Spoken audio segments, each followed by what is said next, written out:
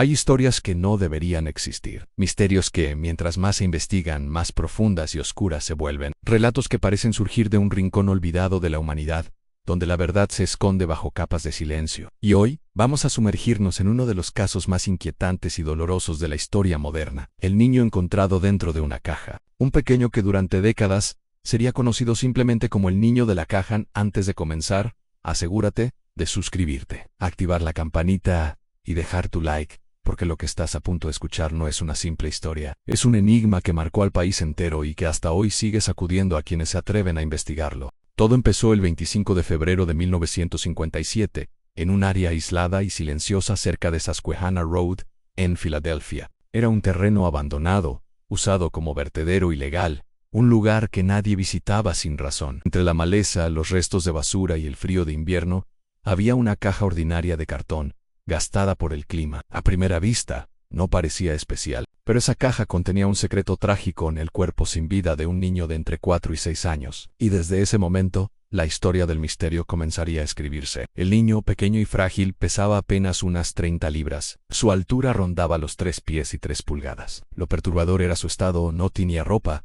solo una vieja manta lo envolvía parcialmente. Su cabello parecía haber sido cortado recientemente, y su cuerpo estaba lavado, como si alguien hubiera querido borrar rastros, eliminar evidencia o tal vez preparar una escena. Sin embargo, lo que más llamaba la atención eran unas pequeñas cicatrices en distintos puntos de su cuerpo: en la barbilla, en la ingle, en el tobillo izquierdo. Algunas sugerían procedimientos médicos, otras simplemente dolor sin explicación. La autopsia revelaría que la causa de muerte había sido un fuerte trauma en la cabeza, un acto violento, un final repentino, pero lo más desconcertante de todo es que nadie lo conocía. Los primeros 2 hombres que encontraron el cuerpo no reportaron el hallazgo de inmediato. Uno esperó más de un día. El otro simplemente dijo que no quería involucrarse. Esa demora complicaría para siempre la posibilidad de saber exactamente cuándo ocurrió la muerte. Cuando finalmente la policía llegó, se dieron cuenta rápidamente de que no sería un caso sencillo. El niño no tenía identificación, no había registros, nadie había reportado su desaparición. Nada coincidía. La policía permitió que personas de más de 10 estados diferentes observaran el cuerpo en la morgue, con la esperanza de reconocerlo. Nadie pudo hacerlo, nadie lo reclamó. Era como si el niño no existiera en ningún registro del país. Esto llevó a las autoridades a distribuir más de 400,000 volantes con su imagen, enviándolos a oficinas de correo, estaciones de policía, instituciones médicas y hospitales. Incluso la Asociación Médica Americana difundió el caso. Y aún así, no hubo ninguna respuesta, ninguna pista sólida, ningún nombre. El niño era un fantasma en el sistema. La caja donde apareció el cuerpo parecía ser la pista clave. Tenía un número de serie, lo que permitió rastrear su origen hasta un J&C Penny ubicado a más de 15 millas del lugar del hallazgo. Allí, la caja había sido usada para enviar un Moisés. De los 12 compradores de ese tipo de producto, 8 se presentaron para confirmar que todavía tenían su caja, o que la habían desechado mucho antes. Ninguno coincidía. Lo único claro era que alguien había tomado esa caja y la había usado para abandonar el cuerpo del niño. Una pista prometedora, que también terminaría desvaneciéndose. La manta que envolvía al niño también fue analizada. Los expertos del Instituto Textil de Filadelfia determinaron que provenía de una fábrica de Granby, Quebec o de Swannanoa, Carolina del Norte. Miles de mantas idénticas se vendieron en esos años, sin forma de rastrearla. Otra pista que se convertía en un callejón sin salida. Cerca del cuerpo, los investigadores encontraron además un gorro azul de pana, estilo Ivy Lee. Era un accesorio inusual, y aún más inusual era el hecho de que había sido hecho a medida en una pequeña tienda de Filadelfia. La dueña, al ver el sombrero, recordó claramente al hombre que lo compró. Era joven, rubio, entre 26 y 30 años, y pidió añadirle una correa de cuero, un detalle que no era común. Pero ese hombre también pagó en efectivo y nunca volvió. La policía recorrió más de 100 negocios, buscando cualquier conexión. Nadie lo reconoció. Nadie reconoció al niño. Una pista potencialmente importante que terminó, como todas las demás, por evaporarse. Fue entonces cuando surgió una teoría inesperada, ¿no? Que el niño podría haber sido criado como niña durante algún tiempo. El artista forense Frank Bender sugirió esta posibilidad al observar el corte de cabello, que parecía hecho a toda prisa, como si se estuviera ocultando algo. Bender creó una recreación del rostro del niño como si fuera una niña, y esa imagen fue distribuida ampliamente. No produjo resultados. Ni una sola persona lo identificó. Cada pista que surgía parecía deshacerse al tocarla. Cada detalle se convertía en otro misterio. La sensación era inquietante, daba la impresión de que alguien había eliminado cada rastro significativo, cada señal de identidad, cada huella del pasado del niño. El silencio alrededor de su vida era tan profundo que parecía intencional. Con el paso del tiempo, los investigadores comenzaban a aceptar lo inconcebible en que aquel niño quizá nunca había tenido documentos, nunca había sido registrado, nunca había estado en escuelas ni hospitales. Era un niño que había sido completamente borrado del mapa antes de morir. Un niño sin nombre, sin origen, sin historia visible. Y eso solo hacía más aterradora la siguiente parte de la investigación en las teorías. La primera teoría fuerte surgió de un hombre que aseguraba que alguien en su familia había alquilado una propiedad a otro hombre, que afirmaba haber vendido a su propio hijo. Una declaración tan extraña como siniestra. Y aunque parecía imposible, también parecía la primera pieza de un rompecabezas aún más oscuro. El cuerpo del niño, aún sin nombre, fue trasladado al Departamento Forense de Filadelfia. Allí los médicos comenzaron una de las autopsias más desconcertantes que la ciudad había visto. Cada detalle parecía contar una historia, pero ninguna historia completa. El niño tenía el cabello recién cortado, tan reciente que algunos cabellos aún estaban pegados a su cuerpo. No estaba vestido, no tenía zapatos ni documentos, ni una sola prenda que dijera quién era. Y sin embargo había señales o marcas en pistas que parecían importantes, pero que al analizarlas solo generaban más dudas. Su peso era extremadamente bajo para su edad, parecía haber sufrido desnutrición prolongada. Sus uñas estaban bien recortadas, su piel limpia, su cabello recién cortado. Todo esto sugería cuidado, pero un tipo de cuidado que no coincidía con las señales de abandono físico, como si alguien se hubiera preocupado por su apariencia, pero no por su vida. 3 cicatrices quirúrgicas destacaban en su pequeño cuerpo, una en el tobillo izquierdo, una en la ingle y otra en la barbilla. Ninguna estaba relacionada con el maltrato. Eran intervenciones médicas reales, pero no existía ningún registro, ningún reporte que coincidiera con un niño pequeño que hubiera pasado por esos procedimientos. Los investigadores pensaron que quizá algún hospital o clínica reconocería esas cicatrices, pero en 1957 los registros eran incompletos, dispersos y en muchos casos inexistentes. Nada coincidió. Nadie lo reclamó, nadie lo identificó. Mientras tanto, la caja de cartón se convertía en una pieza clave de la investigación. La policía examinó cada centímetro de la caja. J.C. Penney lograron rastrear su número de serie hasta una tienda donde había sido vendida originalmente. Pero allí surgió el primer gran muro. En la caja podía haber sido comprada en cualquiera de 4 estados distintos. Y lo peor, la compra se había hecho en efectivo. No existía registro del comprador. El rastro se desvanecía justo cuando parecía tomar forma. Aún así, algo no encajaba. La caja no estaba simplemente tirada, parecía colocada, como si alguien hubiera querido que el cuerpo fuera encontrado, pero no demasiado rápido. Las huellas encontradas alrededor del área no eran claras, y la falta de ropa sugería un intento deliberado de borrar identificación. Pero si querían borrar toda evidencia, ¿por qué dejar las cicatrices? ¿Por qué cortar el cabello de forma tan reciente? Nada tenía sentido. La mantita hallada junto al niño fue enviada a expertos textiles. Estaba hecha en un patrón poco común, con un tipo de fabricación que coincidía solo con 2 compañías, una en Quebec y otra en Carolina del Norte.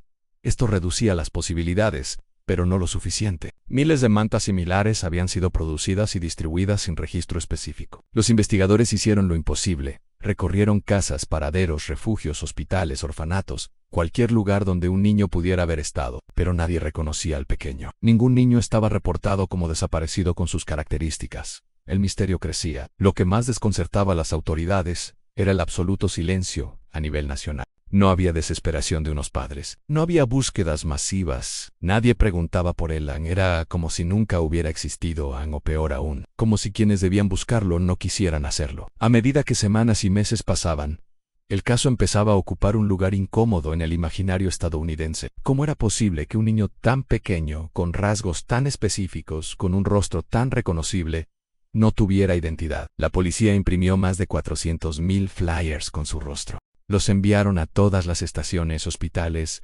escuelas, incluso a otros estados, pero ninguna respuesta era la correcta. Las pistas se acumulaban pero no apuntaban a ninguna parte.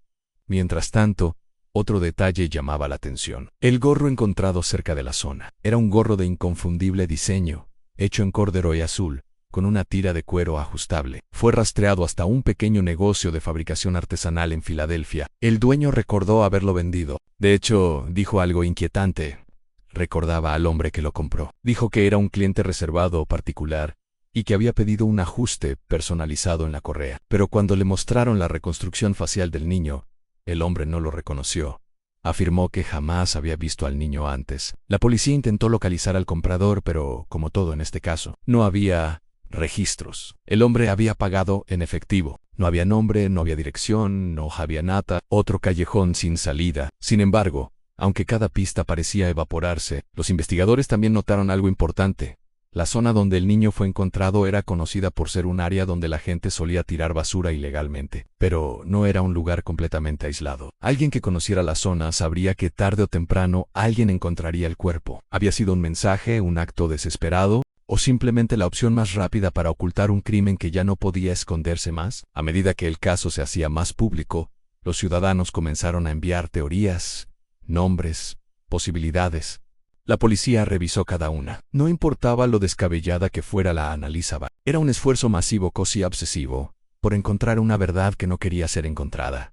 Forenses, detectives, voluntarios, todos se sumaban, pero nada encajaba. En medio de esta búsqueda frenética, un detalle empezó a generar debate dentro del propio equipo forense: el cabello del niño. El hecho de que algunos cabellos estuvieran pegados a su cuerpo indicaba que el corte había sido hecho después de morir, o muy poco antes. Eso abría una posibilidad inquietante: que si alguien intentó cambiar su apariencia a propósito, que si el niño lucía diferente antes, y si el corte era una forma de hacerlo irreconocible. El público, al ver su rostro en periódicos y televisores, sentía compasión, pero también miedo. ¿Cómo podía un niño tan pequeño quedar en el completo olvido? ¿Quién era él? ¿Por qué nadie lo reclamaba? A partir de este punto, Estados Unidos comenzó a ver el caso no solo como un crimen, sino como una herida abierta en la identidad del país. El niño se convirtió en un símbolo del abandono, del silencio, de la injusticia. Y sin embargo, todavía no era nada comparado con lo que vendría después, porque con el paso del tiempo las teorías cambiarían. Las confesiones aparecerían, las investigaciones privadas surgirían y algunas personas dedicarían su vida completa a descubrir quién era ese niño. Pero aún faltaba mucho para eso. El caso en este punto era un rompecabezas incompleto, un misterio que parecía diseñado para no poder resolverse. Cada vez que la policía tomaba impulso, chocaba con un muro. Cada vez que una pista parecía prometedora, se desvanecía. Y todo apuntaba a una verdad difícil de aceptar: el niño no había sido simplemente olvidado, había sido ocultado. Y mientras la ciudad seguía adelante enterrando el caso poco a poco, un pequeño grupo de investigadores se negaba a rendirse. Porque, aunque no lo sabían aún, lo que descubrirían en los años siguientes cambiaría este caso para siempre, y pondría en duda todo lo que creían saber sobre el origen del niño. Con el paso de los años, el caso dejó de ser solo una investigación policial y se convirtió en una obsesión para muchos. Entre ellos, un hombre en particular dedicó décadas enteras a estudiar cada milímetro del caso en Remington, Bristol. Un examinador médico que vio el cuerpo del niño desde el primer día. Lo que para otros era un expediente frío, para él era una promesa silenciosa, una deuda moral.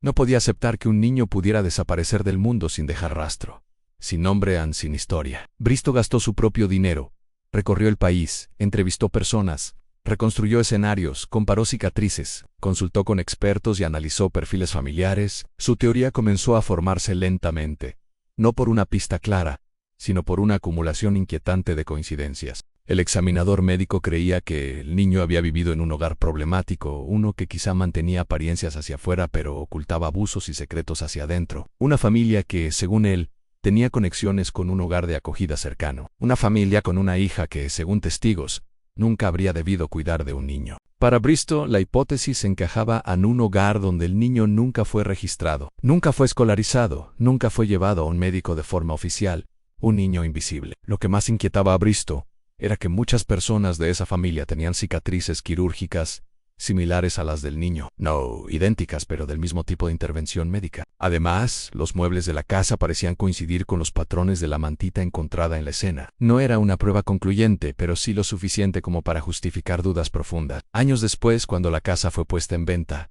Bristol la visitó acompañado de un agente inmobiliario. Lo que encontró allí lo marcó para siempre.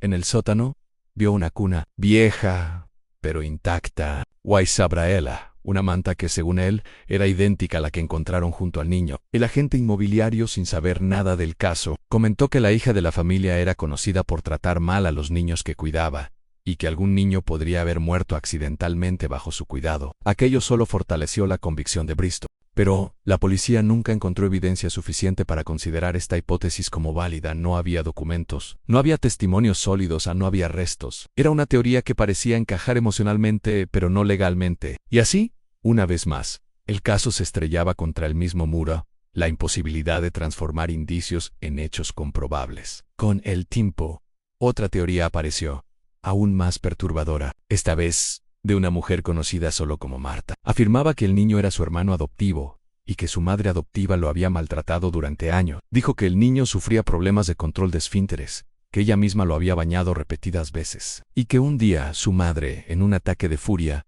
lo había golpeado hasta matarlo. Según Marta, su madre había obligado a los hijos a permanecer en silencio mientras deshacía el cuerpo, cortaba el cabello del niño y preparaba la caja para trasladarlo. Era escalofriante, detallado, impersonal, pero cuando la policía intentó verificarlo, todo se desmoronó. Los vecinos negaban que un niño hubiera vivido allí. No existían registros de adopción, y Marta tenía un historial de enfermedades mentales que la hacían una testigo poco confiable. Sin embargo, algunos detalles eran inquietantemente específicos, demasiado precisos para ser pura coincidencia, pero insuficientes para avanzar en el caso. Parecía vivo. Respiraba a través de teorías que nunca cerraban del todo, pero cada teoría reflejaba algo en común. Nadie, absolutamente nadie, podía explicar por qué un niño con cicatrices quirúrgicas, evidentemente tratado por un médico en algún momento de su vida, había quedado completamente fuera de todo registro. Esa era la parte más inquietante para los investigadores. Mientras tanto, la tumba del niño, originalmente marcada solo con un número, comenzó a recibir flores de ciudadanos que no lo conocían, pero que sentían su historia como propia. Empezaron a llamarlo America's Unknown Child. La nación entera lo adoptó como un símbolo del misterio y de la compasión. Su rostro aparecía en revistas, libros, documentales, podcasts. Cada investigador privado que tomaba el caso creía estar a solo un paso de resolverlo, pero ninguno lo lograba. Con los años la tecnología avanzó, los análisis forenses se hicieron más precisos, la genealogía genética comenzó a cambiar la forma de resolver crímenes en todo el mundo. Y así, más de 6 décadas después del hallazgo del niño, algo que parecía imposible comenzó a tomar forma. En un laboratorio, un pequeño grupo de expertos decidió hacer lo impensable en extraer ADN del cuerpo exhumado del niño y someterlo a un análisis de genealogía. Este tipo de tecnología había servido para resolver casos casi imposibles, incluyendo el del Golden State Killer. Las posibilidades eran reales, pero no garantizadas. Era posible que no hubiera coincidencias, que el ADN no sobreviviera, que la degradación fuera demasiado grande. Pero había que intentarlo, porque este niño no tenía nombre, no tenía historia, y darle identidad era el primer paso para darle justicia. Los científicos trabajaron con extremo cuidado. El ADN fue limpiado, amplificado, comparado con bases de datos. Los resultados iniciales eran fragmentados, pero suficientes para construir un árbol genealógico parcial. A partir de tatarabuelos y primos lejanos, comenzaron a reconstruir una red familiar. Cada coincidencia distante era una pieza más en un rompecabezas que había permanecido cerrado por más de 60 años. Y entonces, finalmente, ocurrió lo impensable. Las ramas del árbol comenzaron a converger, las coincidencias genéticas se estrecharon, y un apellido empezó a repetirse con insistencia. Un apellido que había permanecido en silencio durante décadas. Un apellido que nadie esperaba encontrar. Un apellido que, poco a poco, llevó al descubrimiento de su nombre real. Pero antes de anunciarlo al mundo, los investigadores hicieron lo que nadie había podido hacer en 1957 al localizar a los familiares vivos. Ellos confirmaron los datos, aportaron documentos, fotografías, historias familiares que coincidían con la información genética. El niño que todo un país había llamado America's Unknown Child finalmente iba a recuperar su identidad. Pero esta revelación, lejos de cerrar el caso, abriría una puerta aún más inquietante. Porque al saber su nombre, al conocer su origen, surgió una pregunta más grande, más devastadora que todas las anteriores ansí. Ahora sabían quién era. Entonces, ¿cómo había terminado en aquella caja? Esa era la pregunta que a partir de este momento cambiaría por completo la historia del caso. Cuando finalmente se confirmó la identidad mediante genealogía genética, el silencio que había rodeado el caso durante décadas se rompió. El niño tenía nombre, tenía un origen, tenía un lugar en el mundo. Su nombre completo era Joseph Augustus Zarelli, nacido en 1953, un nombre que había estado enterrado junto con él, oculto por la historia, por el miedo o por algo mucho más oscuro que aún nadie lograba comprender por completo. La revelación impactó a toda una nación. Después de más de 60 años, La humanidad recuperaba a un niño que había sido arrebatado del anonimato. Pero la identificación, lejos de cerrar el misterio, abrió un abismo de nuevas preguntas. ¿Por qué ahora? Al tener un nombre, al saber quién era su familia, la gran interrogante ya no era quién era él, sino quién permitió que muriera. ¿Quién lo dejó sin vida dentro de una caja? ¿Quién borró su existencia de todos los registros y por qué? Los genealogistas descubrieron que Joseph tenía familiares vivos, que había tenido hermanos, que tenía una familia extensa, y sin embargo nadie lo había reportado como desaparecido. Nadie había levantado la voz. Nadie había exigido respuestas. Esto estremeció a los investigadores, porque no era posible que un niño desapareciera sin que su sangre lo buscara, a menos que existiera un pacto de silencio. Una historia familiar que hubiera sido deliberadamente enterrada. Los detectives, ahora armados con información real, comenzaron a reconstruir sus primeros años de vida, su entorno, las dinámicas familiares, los lugares donde pudo haber vivido, y aunque muchos detalles permanecen protegidos por privacidad, se sabe que la situación familiar era compleja, inestable, marcada por dinámicas que nunca fueron plenamente explicadas al público. Lo cierto es que Joseph, desde muy pequeño, estuvo expuesto a un ambiente difícil y probablemente vulnerable. A partir de la identificación, la policía pudo descartar definitivamente algunas teorías antiguas. Otras, sin embargo, comenzaron a parecer inquietantemente plausibles, especialmente aquellas que sugerían que Joseph nunca había sido realmente visible para la sociedad, que había vivido en un ambiente cerrado donde nadie supervisaba su bienestar, un lugar donde las cicatrices quirúrgicas podían ser hechas sin documentación, donde el maltrato, si existía, podía quedarse puertas adentro sin que nadie preguntara. La causa de muerte, pese al paso de los años, no había podido determinarse con precisión desde 1957 pero las señales de abuso no se podían ignorar. La desnutrición, en los hematomas, en la falta de ropa, el cabello cortado, todo sugería que su muerte no había sido un accidente, y que quien se deshizo del cuerpo lo hizo sin intención de preservarlo, pero tampoco sin intentar completamente ocultarlo. Como si la persona responsable no quisiera cargar con el cuerpo, pero tampoco quisiera correr el riesgo de enterrarlo. La caja parecía una solución rápida, improvisada, fría. Las autoridades sabían que revelar el nombre era apenas la mitad del viaje. La otra mitad debía responder la pregunta que aún hoy sigue en la sombra. ¿Quién mató a Joseph Augustus Zarelli? ¿A quién pertenecen las manos que lo abandonaron? ¿Quién lo llevó a ese bosque, a esa carretera donde su pequeña vida terminaría convertida en una de las tragedias más conocidas de la historia estadounidense? A pesar de la identificación, las investigaciones actuales siguen enfrentándose a un obstáculo monumental en el tiempo.